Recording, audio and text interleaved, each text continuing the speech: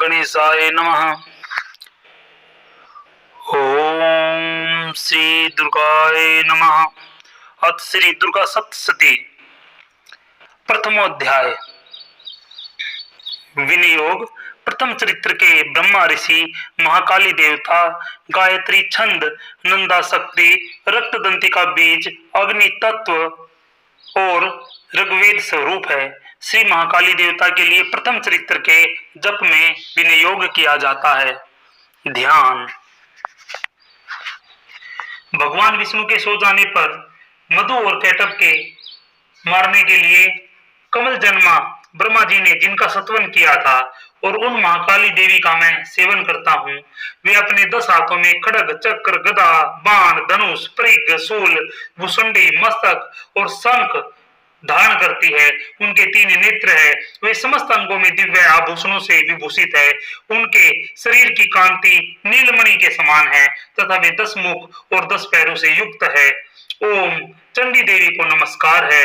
मार्कंडे जी बोले, सूर्य के पुत्र सर्वाणी जो 8वें मनु कहे जाते हैं, उनकी उत्पत्ति की कथा विस्तार पूर्वक कहता हूँ, सुनो। सूर्य कुमार महाभागा सर्वाणी भगवती महामाया के अनुग्रह से जिस प्रकार मनवंतर के स्वामी हुए, वही प्रसंग सुनाता हूँ। पूर्व काल की बात है। स्वारसित मनवंतर में सुरत नाम के एक राजा थे जो चैत्र वंश में उत्पन्न हुए थे। उनका समस्त भूमंडल पर अधिकार था। वे प्रजा का अपने और पुत्रों की भांति धर्म पूर्वक पालन करते थे। तो भी उस समय कोलविद वंशी नाम के क्षत्रिय उनके शत्रु हो गए। राजा सूरत की दंड नीति बड़ी प्रबल थी। उनका शत्रुओं के साथ संग्राम हुआ। यद्यपि कोलविद वंशी संख्या में कम थे, तो भी राजा सूरत युद्ध में उनसे परास्त हो गए। तब वे युद्ध भूमि से अपने नगर को लौट आए और केवल अपने देश का राजा होकर सहने लगे। समूची पृथ्वी से अब उनका अधिकार खत्म हो गया था, किंतु वहां भी उन प्रबल शत्रुओं ने उस समय महाभाग राजा सूरत पर आक्रमण कर दिया। राजा का बल क्षीण हो चला था, इसलिए उनके दुष्ट बलवान एवं दुरात्मा मंत्रियों ने वहां उनकी राजधानी में भी राजकीय सेना और खजाने को हथिया लिया। सूरत का प्रभाव अब नष्ट हो चुका था, इसलिए वे शिकार खेलने के बहाने घोड़े पर सवार हो वहां से अकेले ही घने जंगल के अंदर चले गए। वहां उन्होंने विप्रवर मेधा मुनि का आश्रम देखा, जहां कितने ही हिंसक जीव अपनी स्वाभाविक हिंसावृत्ति छोड़कर परम शांत भाव से रहते थे। मुनि के बहुत से शिष्य उस वन की शोभा बढ़ा रहे थे। वहां जाने पर मुनि ने उनका सत्कार किया और ये उन मुनि श्रेष्ठ के आश्रम पर इधर उधर विचरते हुए कुछ काल तक रहे। फिर ममता से आकर्षित होकर वह इस प्रकार चिंता करने लगे, पूर्व काल में मेरे पूर्वजों ने जिसका पालन किया था, वही नगर आज मुझसे रहित है। पता नहीं मेरे दुराचारी भृत्यगण उसकी धर्म पूर्वक रक्षा करते हैं या नहीं। जो सदा मद की वर्षा करने वाला और सूरवीर था, वह मेरा प्रधान हाथी अब शत्रुओं के अधीन होकर न जाने किन भोगों को भोगता होगा। जो लोग मेरी कृपा, धन और भोजन पाने से सदा मेरे पीछे पीछे चलते थे, वे निश्चय ही अब दूसरे राजाओं का अनुसरण करते होंगे। उन अपने लोगों के द्वारा सदा खर्च होते रहने के कारण अत्यंत कष्ट से जमा किया हुआ वह मेरा खजाना खाली हो जाएगा। तथा और भी कई बातें राजा सूरत निरंतर सोचते रहते थे। एक दिन उन्होंने महाविप्रवर मेधा मुनि के आश्रम के निकट एक वैश्य को देखा और उनसे पूछा कि भाई तुम कौन हो, या तुम्हारे आने का क्या कारण है? तुम क्यों शोकग्रस्त हो और क्यों अनमने दिखाई देते हो? राजा सूरत का यह प्रेम पूर्वक कहा हुआ वचन सुनकर वैश्य ने विनीत भाव से उन्हें प्रणाम करके कहा। वैश्य बोला कि हे राजन, मैं धनियों के कुल में उत्पन्न एक वैश्य हूँ। मेरा नाम समाधि है। मेरे दुष्ट स्त्री पुत्रों ने धन के लोभ में मुझे घर से बाहर निकाल दिया है। मैं इस समय धन, स्त्री और पुत्रों से वंचित हूँ। मेरे विश्वसनीय बंधुओं ने ही मेरा धन लेकर मुझे दूर कर दिया है, इसलिए दुखी होकर मैं वन में चला आया। यहाँ रहकर मैं इस बात को नहीं जानता कि मेरे पुत्रों की, स्त्री की और स्वजनों की कुशल है या नहीं। इस समय वे घर में कुशल से रहते हैं अथवा उन्हें कोई कष्ट है। ये मेरे पुत्र कैसे हैं? क्या वे सदाचारी हैं अथवा दुराचारी हो गए हैं? राजन ने पूछा कि जिन लोभी स्त्री पुत्र आदि ने धन के कारण तुम्हें घर से ही निकाल दिया, उनके प्रति तुम्हारे चित्त में इतना स्नेह का बंधन क्यों है? वैसे बोला, आप मेरे विषय में जैसी बात कहते हैं वह सब ठीक है, किंतु क्या करूं, मेरा मन निष्ठुरता नहीं धारण करता।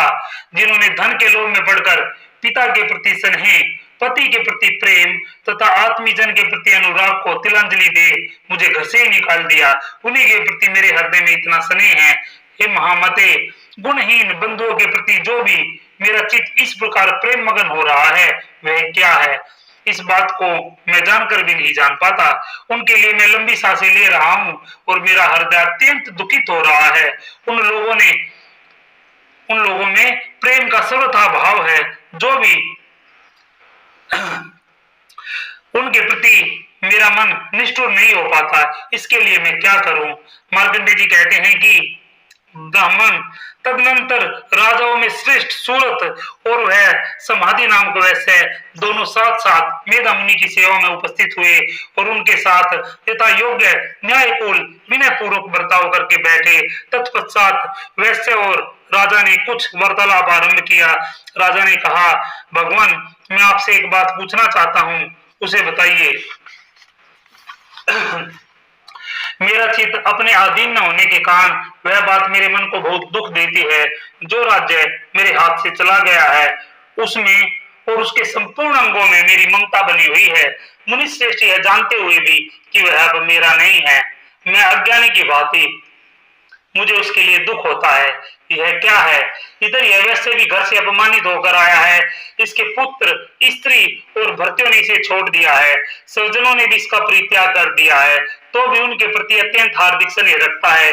इस प्रकार यह तथा मैं दोनों ही बहुत दुखी है, जिसमें प्रत्यक्ष दोष देखा गया है। उस विषय के लिए भी हमारे मन में ममता जनित आकर्षण पैदा हो रहा है। महाभागा, हम दोनों समझदार है, तो भी हमें जो मोह पैदा हुआ है वह क्या है? विवेक शून्य पुरुष की भांति मुझ में और इसमें यह भी मूर्खता प्रत्यक्ष दिखाई देती है। ऋषि बोले, महाभाग, विषय मार्ग का ज्ञान सब जीवों को है। इस प्रकार विषय भी सबके लिए अलग अलग है। कुछ प्राणी दिन में नहीं देखते और दूसरे रात में नहीं देखते, तथा कुछ जीव ऐसे हैं जो दिन और रात्रि में बराबर देखते हैं। यह ठीक है कि मनुष्य समझदार होते हैं, किंतु वे ही ऐसे नहीं होते। पशु पक्षी मृग आदि सभी प्राणी समझदार होते हैं। मनुष्य की समझ भी वैसी ही है जैसी उन मृग और पक्षियों की तथा जैसी मनुष्यों की होती है वैसी ही उन मृग पक्षियों आदि की होती है, तथा अन्य बातें भी प्राय दोनों समान ही है। समझ होने पर इन पक्षियों को तो देखो, ये स्वयं भूख से पीड़ित होते हुए भी मोहवश बच्चों की चोंच में कितने चाव से अन्न के दाने डाल रहे हैं। हे नरश्रेष्ठ, क्या तुम नहीं देखते? ये मनुष्य समझदार होते हुए भी लोभवश अपने किए हुए उपकार का बदला पाने के लिए पुत्रों की अभिलाषा करते हैं। यद्यपि उन सब में भी समझदारी की कोई कमी नहीं, तथापि संसार की स्थिति जन्म मरण की परंपरा बनाए रखने वाले महामाया के प्रभाव द्वारा ममता में भोर से युक्त मोह के गहरे गर्त में गिराए गए हैं। इसमें आश्चर्य नहीं करना चाहिए। जगदीश्वर भगवान विष्णु की योग निद्रा जो भगवती महामाया है, उन्हीं से यह जगत मोहित हो रहा है। वे भगवती महामाया देवी ज्ञानियों के चित्त को बलपूर्वक खींचकर मुंह में डाल देती हैं। वे ही संपूर्ण चराचर जगत की सृष्टि है, तथा वे ही प्रसन्न होने पर मनुष्यों को मुक्ति के लिए वरदान देती हैं। वे ही परा विद्या, संसार, बंधन और मोक्ष की हेतुभूता सनातनी देवी तथा संपूर्ण ईश्वरों की भी अधिष्ठात्री है। राजा ने पूछा, भगवान, जिन्हें आप महामाया कहते हैं वे देवी कौन है? ब्राह्मण, उनका आविर्भाव कैसे हुआ तथा उनके चरित्र कौन कौन है? ब्रह्मवेताओं में श्रेष्ठ महर्षि उन देवी का जैसा प्रभाव हो, जैसा स्वरूप हो और जैसे प्रादुर्भाव हुआ है वह सब मैं आपके मुख से सुनना चाहता हूँ। ऋषि बोले, राजन, वास्तव में तो वे देवी नित्य स्वरूपा ही है। संपूर्ण जगत उन्हीं का रूप है तथा उन्होंने समस्त विश्व को व्याप्त कर रखा है, तथापि उनका प्रकाट्य अनेक प्रकार से होता है। वह मुझसे सुनो। यद्यपि वे नित्य और अजन्मा हैं, तथापि जब देवताओं का कार्य सिद्ध करने के लिए प्रकट होती है, उस समय लोक में उत्पन्न हुई कहलाती है। कल्प के अंत में जब संपूर्ण जगत एक वर्ण में विमग्न हो रहा था, उस समय सबके प्रभु भगवान विष्णु शेषनाग की सैया पर योग निद्रा का आश्रय ले सो रहे थे। उस समय उनके कानों के मेल से दो भयंकर असुर उत्पन्न हुए, जो मधु और कैटव के नाम से विख्यात थे। वे दोनों ब्रह्मा जी का वध करने को तैयार हो गए। भगवान विष्णु के नाभि कमल में विराजमान प्रजापति ब्रह्मा जी ने जब उन दोनों भयानक असुरों को अपने पास आया देखा और भगवान को सोया हुआ देखा, तब एग्रचित होकर उन्होंने भगवान विष्णु को जगाने के लिए उनके नेत्रों में निवास करने वाली योग निद्रा का सत्वन आरंभ किया, जो इस विश्व की अधिष्ठात्री, जगत को धारण करने वाली, संसार का पालन करने वाली और संहार करने वाली तथा तेज स्वरूप भगवान विष्णु की अनुपम शक्ति है। उन्हीं भगवती निद्रा देवी की भगवान ब्रह्मा स्तुति करने लगे। ब्रह्मा जी ने कहा कि देवी, तुम ही स्वाहा, तुम ही सौदा, तुम ही वस्त्रकार हो, स्वर भी तुम्हारे ही स्वरूप है, तुम ही जीवनदायिनी सुधा हो, नित्य अक्षर प्रणव में अकार उकार मकार इन तीनों मात्राओं के रूप में तुम स्थित हो, तथा इन तीन मात्राओं के अतिरिक्त जो बिंदु रूपा नित्य अर्ध मात्रा है, जिसका विशेष रूप से उच्चारण नहीं किया जा सकता, वह भी तुम ही हो। देवी, तुम ही संध्या, तुम ही सावित्री परम जननी हो। देवी, तुम ही इस विश्व को, ब्रह्मांड को धारण करती हो, तुमसे ही इस जगत की सृष्टि होती है, तुम्ही से इसका पालन होता है और सदा तुम ही कल्प के अंत में सबको अपना ग्रास बना लेती हो। हे जगन्मयी देवी, इस जगत की उत्पत्ति के समय तुम सृष्टि स्वरूपा हो, पालन काल में स्थिति स्वरूपा हो और कल्पांत के समय में संहार स्वरूप धारण करने वाली हो। तुम ही महाविद्या, महामाया, महामेधा, महासमृति, महामोह रूपा, महादेवी और महासुरी हो। तुम ही तीनों गुणों को उत्पन्न करके सबकी प्रकृति हो।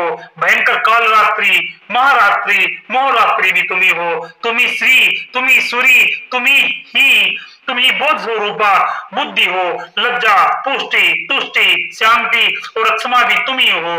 तुम खड्ग धारणी हो, शूल धारणी हो, घोर रूपा तथा गदा, चक्र, शंख और धनुष धारण करने वाली हो। बाण, भुसुंडी और प्रियद ये तुम्हारे अस्त्र है। तुम सौम्य और सौमित्र हो। इतना ही नहीं, जितने भी सौम्य एवं सुंदर पदार्थ है, उन सब की अपेक्षा तुम अत्यधिक सुंदर हो। पर और अपर, सबसे परे रहने वाली परमेश्वरी तुम ही हो। सर्वस्वरूपे देवी, कहीं भी सत असत रूप जो कुछ वस्तुएं हैं और उन सब की जो शक्ति है वह भी तुम हो। ऐसी अवस्था में तुम्हारी स्तुति क्या हो सकती है। मुझको, भगवान शंकर को तथा भगवान विष्णु को भी तुमने ही शरीर धारण कराया है, अतः तुम्हारी स्तुति करने की शक्ति किसमें है। देवी, तुम तो अपने इन उदार प्रभाव से ही प्रशंसित हो। ये जो दोनों दुर्दश असुर मधु और कैटभ है, इनको मुंह में डाल दो और हे जगदीश्वरी, भगवान विष्णु को शीघ्र जगा दो।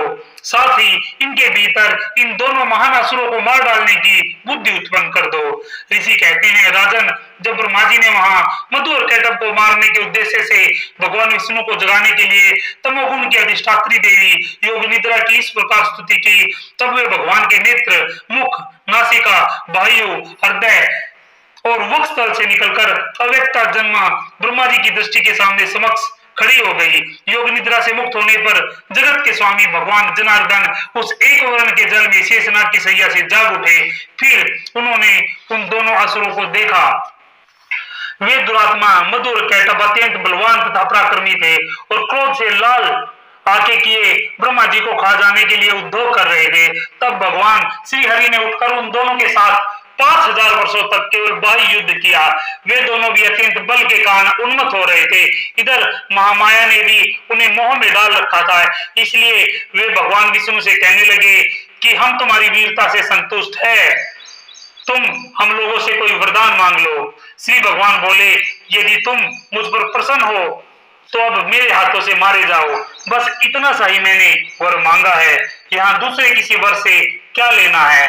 ऋषि कहते हैं कि इस प्रकार धोखे में आ जाने पर जब उन्होंने संपूर्ण जगत में जल ही जल देखा, तब कमलनयन भगवान से कहा कि जहाँ पृथ्वी जल में डूबी हुई न हो, जहाँ सूखा स्थान हो, वही हमारा वध करो। ऋषि कहते हैं, तब तथास्तु कहकर शंख चक्र और गदा धारण करने वाले भगवान ने उन दोनों के मस्तक अपनी जंघा पर रखकर चक्र से काट डाले। इस प्रकार ये देवी महामाया ब्रह्मा जी की स्तुति करने पर स्वयं प्रकट हुई थी। तथा अब पुनः तुमसे उनके प्रभाव का वर्णन करता हूँ, सुनो। बोलिए माँ जगदम्बा की जय, बोलो माँ दुर्गा की जय।